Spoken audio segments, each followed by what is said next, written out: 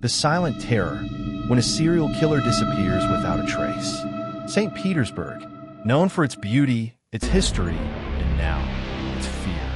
For months, the city had been haunted by a ruthless predator.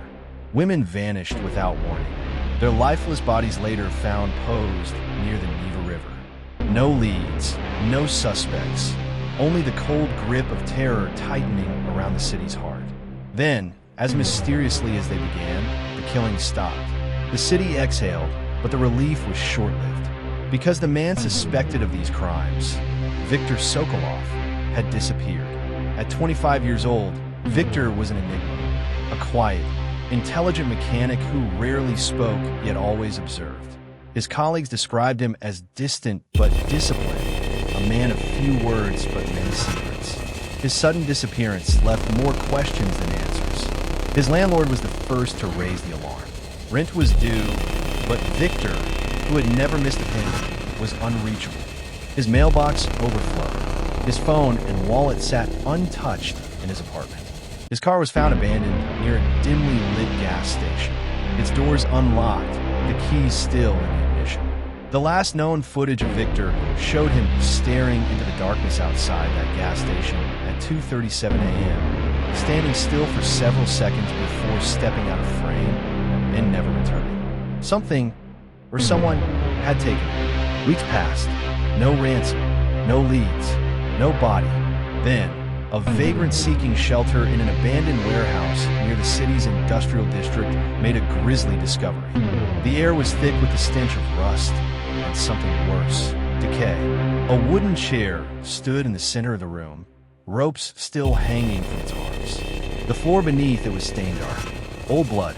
On the concrete wall, a single word was smeared in what forensic experts later confirmed was human blood. This was no ordinary crime scene. It was an execution chamber. Forensics uncovered something more disturbing. A tray of surgical instruments arranged with meticulous precision. These weren't tools of torture, but of deliberate clinical procedure.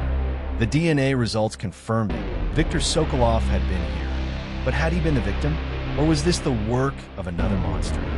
Just as the investigation seemed to stall, something unexpected surfaced. A video uploaded to the dark web. The footage was simple, a dimly flickering light bulb, a shadow moving just out of sight, and a voice heavily distorted. The hunter has been hunted, but justice is never clean. Authorities scrambled to trace the source, but the encryption was impenetrable. Someone was watching, someone was speaking, but to whom? Look beneath the ice. The search led investigators back to the frozen waters of the Neva River, where divers uncovered something they never expected. A plastic-wrapped body submerged beneath the ice, the face unrecognizable after weeks underwater. When forensics unwrapped the corpse, the city gasped in horror. It was not Viktor Sokolov. Someone else had died, and someone still wanted Viktor to suffer. Investigators combed through Viktor's past, searching for a link. That's when they found something chilling buried in old police files. An unsolved case from 15 years earlier. A man named Dmitry Orlov, once a promising surgeon, had lost his wife and daughter in a brutal murder that was never solved. The killer had left a message at the crime scene, scrawled in blood.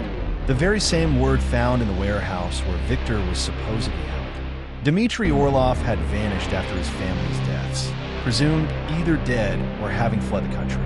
But what if he had returned? And what if he had found the man responsible? Authorities now had a theory. Was Dmitry Orlov alive and seeking revenge on the man who destroyed his life? If so, that would mean one thing. Viktor Sokolov wasn't just a missing person. He was a victim of his own crimes.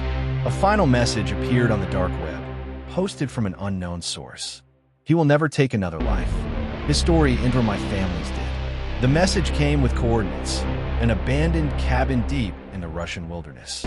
Police arrived to find a shallow grave, freshly covered.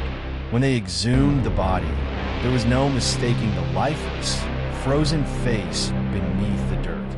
It was Viktor Sokolov. The St. Petersburg Ripper had been silenced. But Dmitry Orlov, he was never found. Had he truly delivered justice and disappeared? Or was he still out there, watching waiting for the next monster to rise. One thing was certain. Back in index pointing right, the hunter had become the hunted. What do you think? Was this justice or just another act of murder? Comment below, like, subscribe for more interesting true crime stories of serial killers uncovered.